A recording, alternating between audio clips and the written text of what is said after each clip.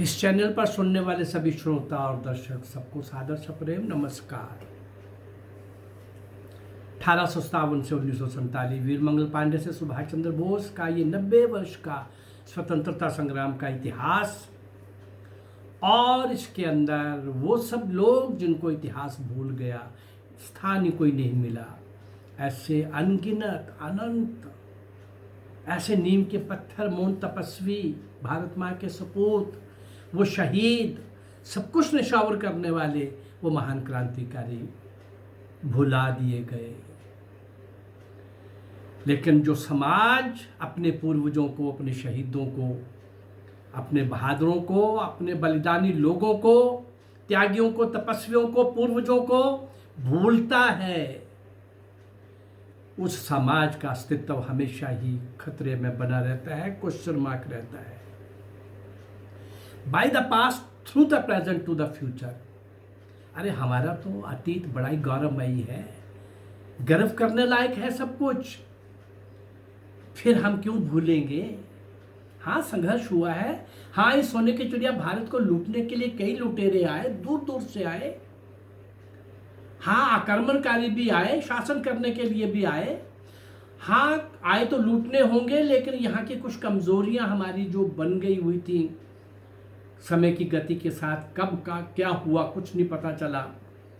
ये सोने की चिड़िया भारत, विश्व गुरु भारत, उन कुछ कमियों का शिकार हो गया। यद्यपि उनके साथ लड़ने वाले भारत माँ के सपूत, एक से एक वीरता और शौर्य के अनंत स्वर्णिम इतिहास और कहानियां लिखने और लिखवाने वाले रहे, बराबर रहे, संघर्ष होता रहा। लेकिन वास्तव में इस देश को बचाने के लिए अपना सर्वस्व लगाने वाले लोगों को आज कोई स्मरण नहीं किया जाता, क्योंकि वो इतिहास में मिलते नहीं, दिखते नहीं। किसी किसी की 2-4 लाइनें मिल जाती हैं और बाकी तो दिखते ही नहीं, पता ही नहीं। जिन जगहों पर ये महान पुरुष पैदा हुए थे, 3-4-5 पीढ़ियों का, जनरेशन का गैप है, कईयों का 10 पीढ़ियों का गैप है, वो स्थानीय लोग भी भूल चुके हैं कि राम प्रसाद बिस्मिल और अशफाक उल्ला खां वो शाहजहांपुर के थे। वो लोग भी भूल चुके हैं, आज की जनरेशन सब भूल चुकी है। इनके सामने वो मॉडल नहीं रखा गया, उन प्रेरणा के स्रोतों को, केंद्रों को हटा दिया गया। वामपंथियों ने इतिहास के साथ जो छेड़खानी की, और ये पाप जो कांग्रेस ने पहला शिक्षा मंत्री मौलाना अब्दुल कलाम आज़ाद को बना करके किया, वो सब देश के अंदर जो कुछ हुआ है। लेकिन मुझे लगा कि कम से कम और कुछ नहीं तो मैं उन भूले हुए, उन महान सपूतों को, देशभक्तों को, जिन्होंने स्वतंत्रता रूपी महायज्ञ में अपनी आहुति डाली, पूरी तरह से आहुत हो गए, सर्वस्व निछावर कर दिया, मैं उनको तो सामने लाऊं। उनको सामने लाने का काम आपके सामने लाता हूं मैं, और कभी गीत के माध्यम से, कभी कविता के माध्यम से, कभी संबोधन के माध्यम से। कल ही मैंने अशफाक उल्ला खां के 2 पार्ट में उनकी जीवनी आपके सामने रखी संक्षिप्त में।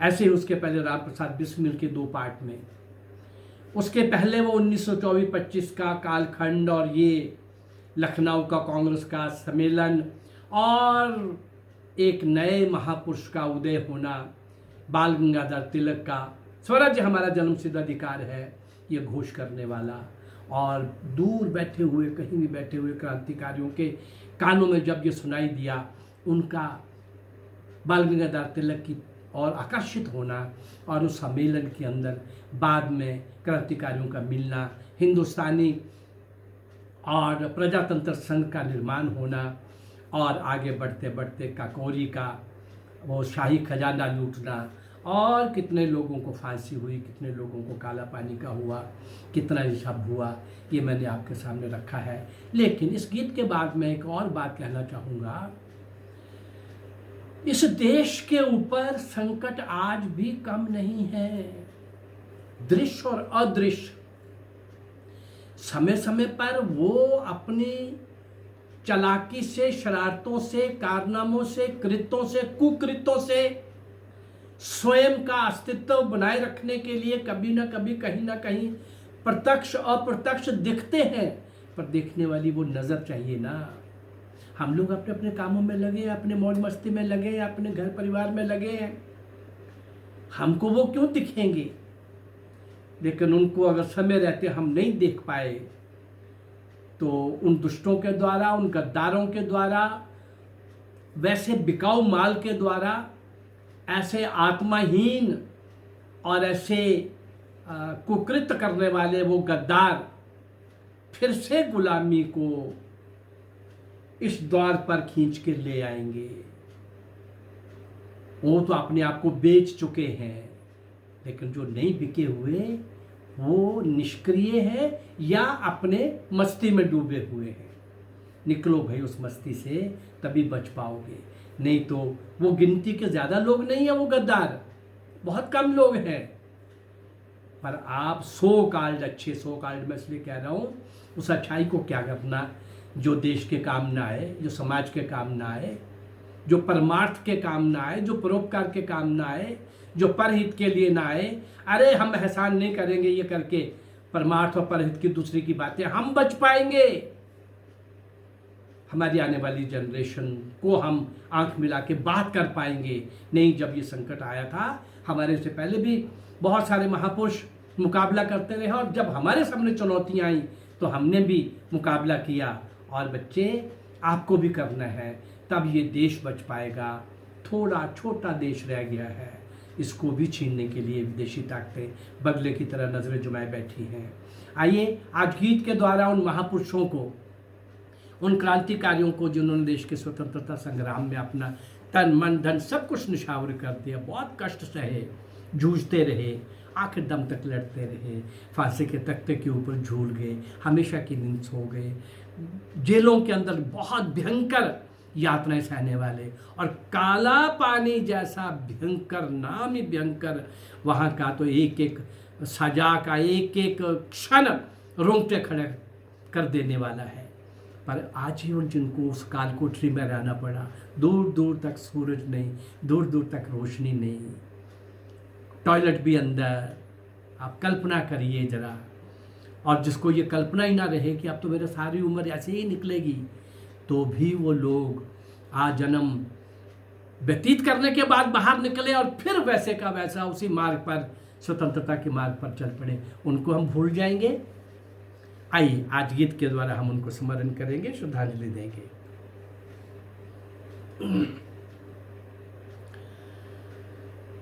उठो वीर अब सिंहनाद कर,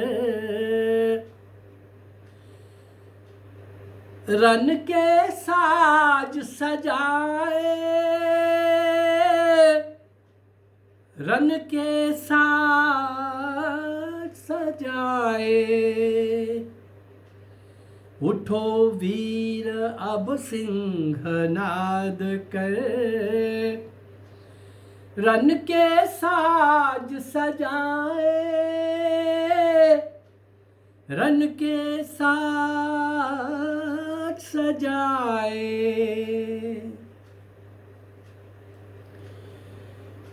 कर्मशील बन, कर्म प्रवन बन, राष्ट्र प्रेम के पथ पर, आत्मशोध कर, आत्मबोध का अंतर में अमृत भर, लेकर सत्वर जीवन की गति, स्पंदन हो श्रद्धानत,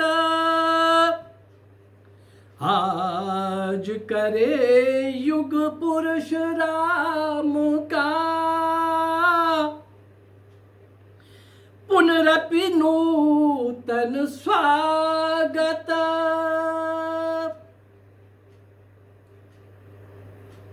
तापदग्ध संस्कृति को उनके शुभ संदेश सुनाए, रन के साथ सजाए। उठो वीर अब सिंहनाद कर, रन के साज सजाए, रन के साज सजाए। यद्यपि है घिर रहा चतुर्दिक विपदाओं का घनतम, निश्चित किंतु आ रहा नव मंगल प्रत्यूष मनोरम। इस पावन बेला में कैसी गलानी विषाद उदासी,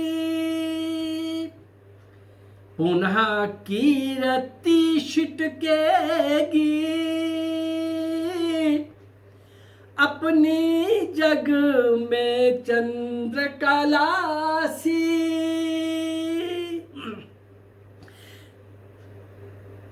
राम सदृश बन राष्ट्र धर्म संरक्षण पर्व मनाए, रन का साज सजाए। उठो वीर अब सिंहनाद कर, रन के साज सजाए, रन के साज सजाए। निज संस्कृति की दिव्य ज्योति काले आदर्श सहारा, बढ़े चले अविकल मिल जाएगा उत्कर्ष किनारा। आमंत्रण देता अतीत का विस्मृत शौर्य हमारा। जय श्री ने व्याकुल कंठों से देखो हमें पुकारा। चलो मातृ मंदिर में तन मन धन उपहार चढ़ाए, रन के साथ सजाए। उठो वीर अब सिंहनाद कर, रन के साज सजाए, रन के साज सजाए। जागो पुरु के पौरष, कुरु के अजय पार्थ बलशाली। बुला रही है आज अवंती श्रावस्ती वैशाली। मौन मगध के खंडहर डहते, दुर्गों की प्राचीरें। भर दो तरुण पर पुनर्वैभव की, उनमें फिर से लाली। पुनः विश्व के कोटि कोटि स्वर अपना गौरव गाए, रन के साथ सजाए।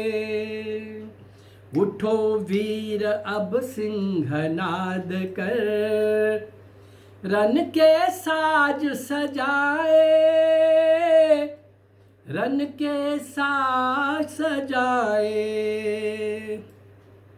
इस प्रकार हम राष्ट्र धर्म का निज कर्तव्य निभाए, रन के साथ सजाए। इस प्रकार हम राष्ट्र धर्म का निज कर्तव्य निभाए, रन का साथ सजाए। उठो वीर अब सिंहनाद कर, रन के साज सजाए, रन के साज सजाए, रन के साज सजाए।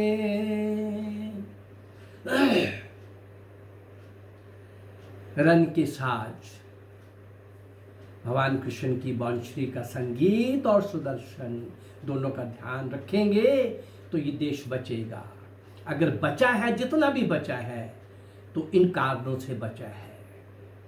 कुछ लोग गीता के इस मर्म को, इस रहस्य को समझकर, युद्ध यद्यपि आखिरी वेपन है, आखिरी हथियार है, आखिरी रास्ता है, परंतु हम लोगों ने यद्यपि कभी वार नहीं किया किसी के ऊपर। हम विश्व गुरु रहे, तलवार की नोक पर नहीं, अपनी संस्कृति सभ्यता की श्रेष्ठता के गुणों के आधार पर।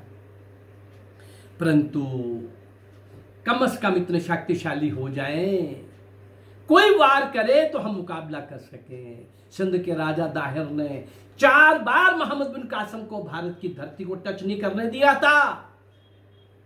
उसके बाद का इतिहास हमको पता है। हमारे ही एक मुखबिर किरदार ने 5वीं बार राजा दाहिर को कैसे चीट किया, स्टैप किया।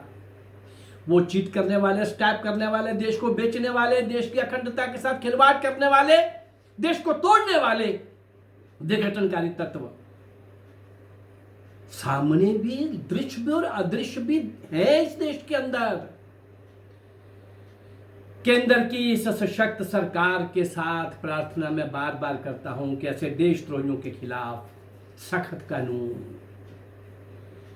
जिस देश के अंदर शरीफ और गरीब को राहत नहीं, दोषी को दंड नहीं, कानून का शासन नहीं, कानून का डर नहीं,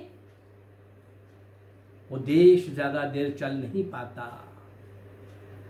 यद्यपि कुछ बातों के अंदर हमने सुधार लाने की कोशिश की है, बहुत किया है, बहुत हुआ है, और इन 6-7 सालों के अंदर बहुत हुआ है, अब हो रहा है।